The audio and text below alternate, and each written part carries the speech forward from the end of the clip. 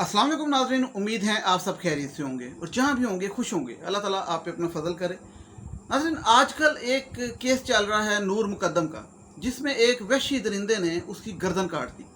और बहुत पूरी दुनिया में शोर हुआ कि ये एक खौफनाक वाक़या है और नूर को इंसाफ मिलना चाहिए। तो उसमें जो सबसे ज़रूरी चीज़ थी वो ये थी कि कितनी देर में इंसाफ मिलेगा। तो उस पर हम काफ़ी वीडियोस बनाते हैं, लेकिन आज जो मैं बात करने वाला हूँ वो है जवेद इकबाल, जो मैं समझता हूँ पाकिस्तानी तारीख के अंदर सबसे खौफनाक सीरियल किलर, जो कि अमेरिका जिस पे मूवीज़ बनाना चाहे, मतलब क्योंकि अमेरिका की सीरियल किलर की आपको पता बहुत सी मूवीज़ बनती हैं, तो यहाँ पे भी जवेद इकबाल पे एक फ़ीचर फिल्म बन रही है। और उस फिल्म को जो कास्ट है उस फिल्म की वो है जासर हुसैन, और बड़ा ही ज़बरदस्त मेकअप लुक दे के गेटअप करके वो same to same Javed Iqbal की डिटो कॉपी आप देख सकते हैं तस्वीर में, उनको बनाया गया है। लेकिन जो आज मैं आपसे बात करने लगा हूँ वो है जवेद इकबाल के बारे में और उससे हमें क्या सबक मिलता है, और उसमें कुछ ऐसी हकीकत जो बहुत से लोग नहीं जानते। और ख़ास तौर पे क्योंकि ये वाक़या 1999 का है, 1999 का। मैं 11-12 साल का था उस टाइम गालबन, लेकिन बहुत से बच्चे जो अभी जवान हैं और वीडियो देख रहे हों, मे भी वो इस टाइम पैदा भी ना हुए हों या 2-3 साल के 4 साल के हों, तो उनके लिए ये वाक़या एज आ नॉलेज जानना बड़ा ज़रूरी है, क्योंकि ये पाकिस्तानी तारीख़ का सबसे बड़ा वाक़या है जिसमें एक बंदा 100 बच्चों को ज़्यादती करके, उनकी लाशों को काट के, तशद्दुद करके,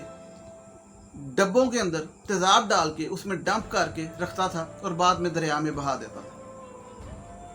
ये मैं एक ड्रामा देखता हूँ, ये सीज़न, ये बाहर के जिस तरह होते हैं आपको पता है, यूएस के ब्लैक लिस्ट, उसके अलावा कई इस किस्म के, तो एक मैंने मिसाल दी ब्लैक लिस्ट, तो उसके अंदर वो स्टोरीज होती हैं इस किस्म की। तो उसमें ये आज के दौर में दिखाए जाते हैं इस किस्म के क्राइम जो जवेद इकबाल ने किए और क्यों किए, उसकी भी क्या वजह थी। और फिर जो सबसे ज़रूरी सवाल, क्या उसको फांसी हुई इतने घिनौने काम के बाद? तो मैंने नूर मुकद्दम की बात इसीलिए की कि लोग पूछते हैं ना कि सज़ा कब होगी। तो जवेद इकबाल पकड़े जाने के 2 साल बाद खुदकुशी करता है जेल में, लटकाया नहीं जाता उसको। ये भी क्यों हुआ, ये सारी बातें मैं आपके साथ आज करता हूँ। पहले मैं आपको स्टोरी जवेद इकबाल की सुनाऊँ तो स्टोरी कुछ ऐसी है कि जवेद इकबाल 1999 में, बल्कि दिसंबर 1999 में पकड़ा जाता है। और पकड़ा खुद नहीं जाता, वो जाके जंग अखबार के दफ्तर में गिरफ्तारी देता है, सरेंडर करता है। जब पुलिस को उसके करतूतों का, कारनामों का पता लग जाता है और पुलिस उसकी तलाश शुरू कर देती है, और वो खुद जाके गिरफ्तारी देता है दफ्तर में अखबार के, और साथ कहता है मैंने अखबार के दफ्तर में गिरफ्तारी इसलिए दी क्योंकि मुझे डर है कि पुलिस मुझे मार देगी। ऐसा ये क्यों कहता है? ऐसा इसलिए कहता है क्योंकि इसमें हमें सब चीज़ें देखनी होंगी। जवेद इकबाल 1990 की दिहाई में, शुरू में 1990 की 91-92 में उसके ऊपर एक गलत इल्ज़ाम लगाता है कि उसने बच्चे के साथ नाजेबा हरकत की, गलत हरकत की, और उस गलत इल्ज़ाम के ऊपर पुलिस उसे पकड़ती है और उसको जेल में डाल देती है, लाहौर पुलिस। ये इल्ज़ाम जवेद इकबाल लगाता है और पुलिस उसको बहुत मारती है, और उसकी वालदा जवेद इकबाल की ये सदमा बर्दाश्त नहीं कर सकती और हार्ट अटैक से उसकी मौत हो जाती है, उसकी वालदा की। और जवेद इकबाल जब जेल से बाहर निकलता है, बरी होता है, जब पता लग जाता है कि इसके खिलाफ कोई इस क्राइम साबित नहीं हुआ, तो वो 98 में और 99 में 1 साल का 1.5 साल का अरसे में सड़कों से, जो ख़ास तौर पे बच्चे बेघर होते हैं, यतीम होते हैं, जो यतीम खानों से, और कुछ जो उनसे उसके हाथ वैसे चढ़ जाते हैं, यानी कि मुख्तलिफ़ किस्म के बच्चे, लेकिन ज़्यादातर यतीम और बेसहारा, और उम्र उनकी बताई जाती है 6 से 16 साल। उन बच्चों को वो लेके जाता है, उनको पहले जंजीरों के साथ बांधता है, और जंजीरों के साथ बांधने के बाद वो उनको ज़्यादती का निशाना बनाता है। उसके बाद उनके जिस्म के 100 टुकड़े करता है, उन 100 टुकड़ों को फिर एक डब्बे में डालता है, उस डब्बे के अंदर वो हाइड्रोक्लोरिक एसिड डालता है, और ये सारा करके वो अब कुछ डब्बे अपने घर में रखता है, और जो कुछ डब्बे घुल जाते हैं पानी के, वो हाइड्रोक्लोरिक एसिड में जो बॉडीज़ मिक्स हो जाती हैं, वो उनको रिवर रावी यानी कि दरियाए रावी में जाके डंप कर देता है, उनको फेंक देता है। जिस टाइम पे पुलिस ने इसके घर का छापा मारा, जब पता लगा, और ये वाकया साल डेढ़ होता रहता है और किसी को नहीं पता होता, और जब पुलिस पहली दफ़ा इसके घर जाती है तो इसके घर की दीवारों के अंदर हर तरफ खून होता है और फर्श पे भी खून होता है और काफ़ी डब्बे अंदर पड़े होते हैं जिसके अंदर एसिड और बॉडीज़ होती हैं बच्चों की, और जूतियाँ पड़ी होती हैं, 100 जूतियाँ इसके घर पड़ी होती हैं बच्चों की। और वहाँ से पुलिस उसको जब नहीं गिरफ्तार कर सकती तो वो खुद ही गिरफ्तारी देता है। उसके बाद वो बयान देता है कि मेरे साथ नाइंसाफ़ी हुई थी, इसलिए मैंने उसका बदला लिया लाहौर पुलिस से 100 बच्चों की शक्ल में। मेरी माँ को पुलिस ने मारा यानी कि सदमे से, इसलिए मैंने 100 माँओं को रुलाया और 100 बच्चों को मारा। और किस तरीके से, इस तरीके से। उसके बाद जब ये केस चलता है तो ज़री बात, उस टाइम मीडिया इतना हमारा इलेक्ट्रॉनिक भी नहीं होता, सोशल भी नहीं होता, अखबारों में खबरें चलती हैं, अखबारें चलती हैं, सिर्फ एक पीटीवी होता है, लेकिन खबर बहुत ज़्यादा हाइप क्रिएट कर जाती है क्योंकि तारीख का एक सबसे खौफनाक वाक़या होता है। तो उसको सारे कहते हैं, जिस तरह एक शोर मचता है कि इसको सरेआम सज़ा दी जाए, तो एक लोगों की ख्वाहिश होती है और बहुत शोर मचता है कि इसको ऐसी सज़ा दी जाए जैसे ये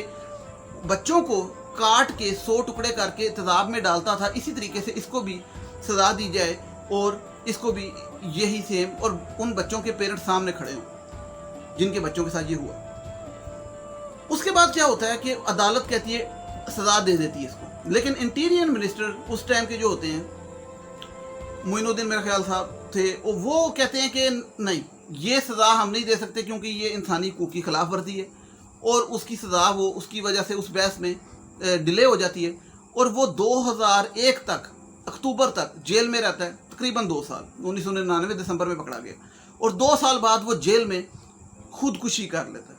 तो अब आप अंदाज़ा लगाएं कि जो पाकिस्तानी तारीख का सबसे खौफनाक वाक़या, जिसके अंदर 100 बच्चों को पकड़ के ज़्यादती करके काट के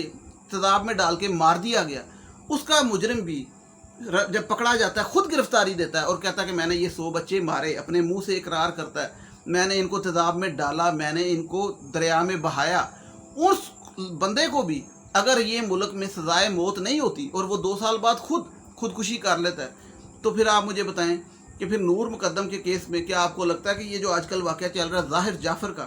तो क्या ज़ाहिर जाफ़र को सज़ा होगी, लेकिन क्या वो लटकेगा? क्या जल्दी होगा? क्या ट्रायल जो है वो स्पीडी होगा? क्या सज़ा जल्दी होगी? क्या अपीलों में टाइम ज़ाया नहीं होगा? क्या इंसाफ मिलेगा? तो फिर लोगों के दिलों में सवाल ऐसे नहीं आते। हालांकि जावेद इकबाल कोई अमीर ज़्यादा नहीं था, कोई पैसे वाला नहीं था, कोई बिजनेसमैन नहीं था, बिजनेसमैन को तो यहाँ सज़ा होती ही नहीं। तो ये यासर हुसैन जो कि एक अदाकार हैं, इकरा अजीज़ के जो शोहर भी हैं, क्योंकि दोनों मियाँ बीवी, उसकी ये किरदार कर रहे हैं, एक्टिंग कर रहे हैं, और उसकी मैं समझता हूँ कॉपी जो थी उसकी बनाई गई है वो सेम टू सेम, क्योंकि मैं अभी भी याद है 11-12 साल का था, लेकिन जब ये वाक़या हुआ तो अभी भी मुझे उसकी शक्ल याद थी और मैंने वो गूगल पे भी देखी और ये तस्वीर में भी देखी, तो वो सेम उसको बनाया गया है और वो उसी तरह स्वेटर बनाया गया है, और ये एक फ़िल्म आ रही है जावेद इकबाल के ऊपर, और मैं समझता हूँ कि ये अच्छा है कि आ रही है, नॉलेज के लिए आ रही है, नॉलेज के लिए आ रही है, चीज़ों को समझने के लिए आ रही है कि कैसे कैसे माशरे में घिनौने क्राइम होते हैं और उसके पीछे भी कोई क्या क्या वजूहात होती हैं, और फिर अदालती निज़ाम का क्या मामला है कि इतने घिनौने जुर्म जिसने किया उसको भी सजाए मौत नहीं हुई, 2 साल वो जेल में रहा, ट्रायल और अपीलें, और उसके बाद उसने सुसाइड की। तो ये बात सोचने की इस टाइम, और बहुत ही लम्हा फिक्री है, और वो कोई बिजनेसमैन नहीं था। खैर, जावेद इकबाल का जो किस्सा है वो एक फ़िल्म की शक्ल में आ रहा है। अब यासर हुसैन उसमें अदाकारी कर रहे हैं और बड़ा ज़बरदस्त उसका रोल, उसको कॉपी सेम किया गया है,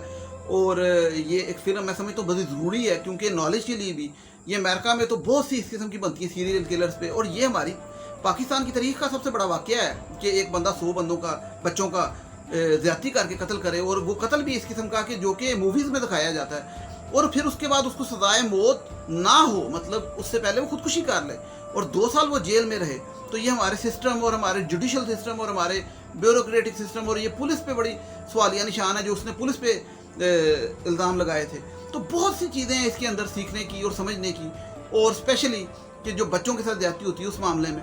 और फिर ये जो आजकल नूर मुकद्दम का केस चल रहा है, तो इसके अंदर जो लोग समझते हैं कि क्या होगा, तो उनको काफ़ी चीज़ें इसमें से समझ आ जाएंगी कि ये जो तारीख का सबसे बड़ा वाक़या है उसके अंदर क्या हुआ।